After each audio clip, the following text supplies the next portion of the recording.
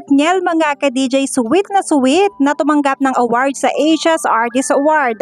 Kung saan mga ka-DJ, hindi nyo akalain na ganito pala sila kapag off-cam.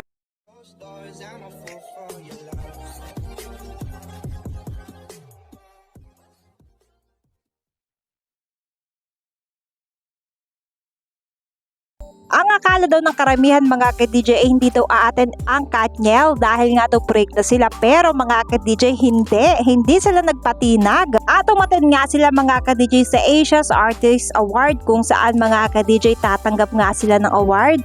At bukod nga sa award na matatanggap nila mga ka-DJ ay hindi nyo akalaing maraming ayuda din pala ang mapapanood nyo dito na alam ko ikakilig nyo talaga.